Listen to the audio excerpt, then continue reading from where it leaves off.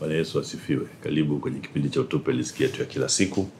Leo ni tarehe 11 ya mwezi wa 6 na kipindi hewani kama ilivyo ada tunaendelea kuongea mambo 7 ya kuzingatia kwa watu wafanyakazi ambao wanawaajiri, mambo 7 ya kuzingatia.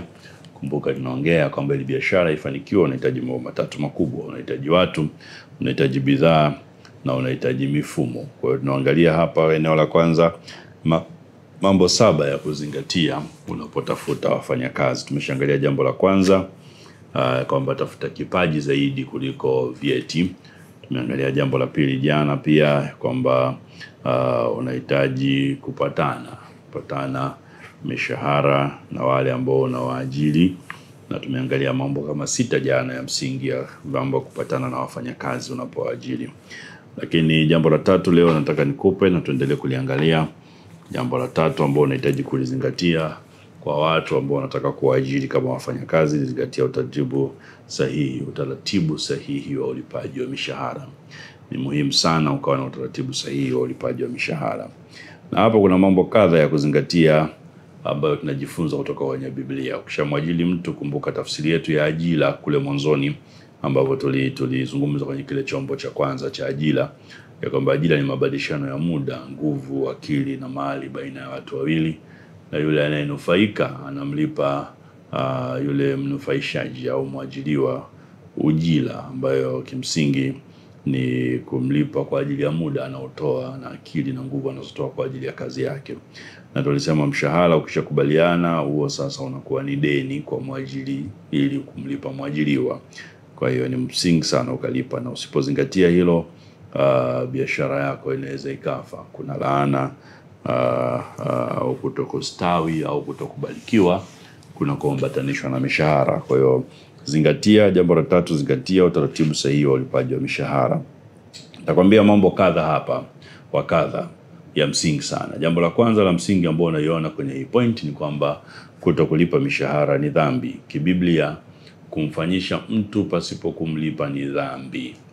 Na kama ni dhambi, uwe na uhakika biashara yako haiwezi kuendelea. Kumbukumbu la Torati sura 24 mstari wa 14 na mstari wa 15, Biblia inasema usimuonee mtumishi mwenye ujira aliye maskini na uhitaji, kama ni wa nduguzo au kama ni wa wageni wako mmoja wapo walio katika nchi yako ndani ya malango yako. Mpe ujira wake kwa siku yake, wala jua lisichwe juu yake, kwa maana ni maskini moyo wake umeutumainia huo. Angalia asije akamlilia Bwana juu yako ikawa dhambi kwako. Ndivyo Biblia inavyosema, asije akamlilia Bwana juu yako ikawa dhambi kwako. Kwa hiyo kutokulipa mshahara inaweza kuwa dhambi. Hakikisha unalipa mshahara.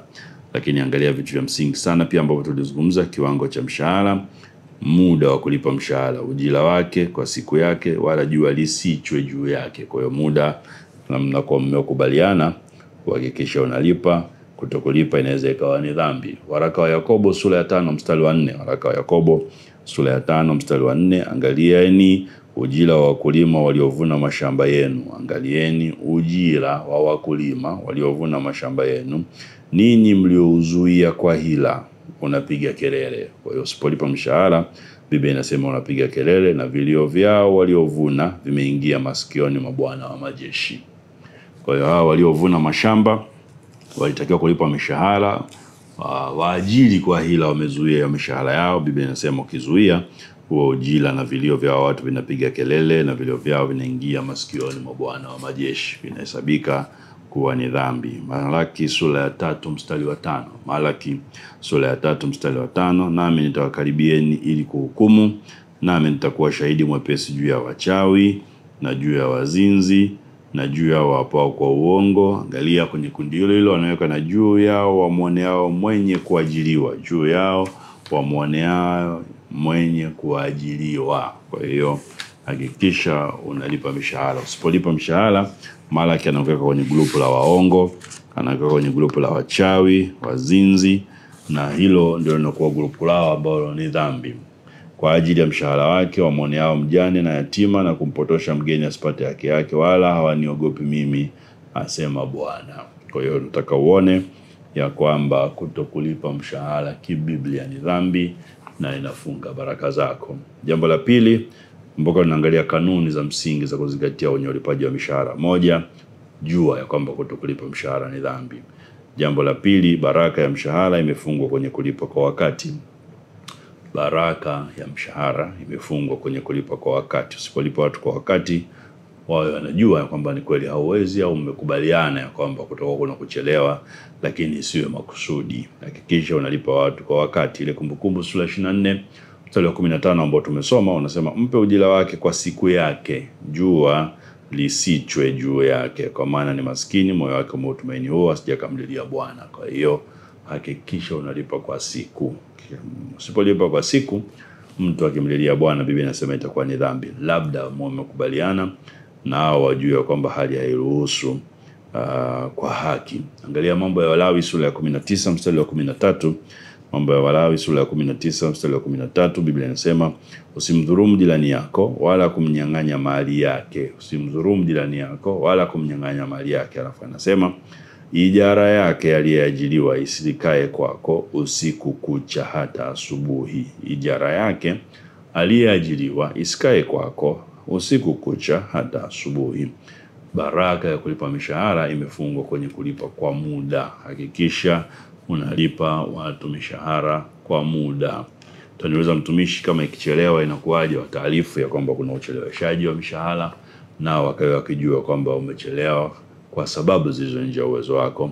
Lakini pia kiutaratibu, wewe inatakiwa uangalie chanzo kingine cha fedha ili uweze kuwalipa watu kilicho cha kwao. Kama Biblia inavyosema, ukifanya kazi yao, stahiki yao ni kulipwa. Na wakati mwingine wanaambia watu mambo ya biashara ya kwamba wamepata hasara, hiyo haiwahusu wafanyakazi. Tafuta fedha, walipe mishahara yao. Wewe mwenye maono na malengo makubwa ya biashara, uendelee kupambana na namna nyingine ya kutafuta fedha.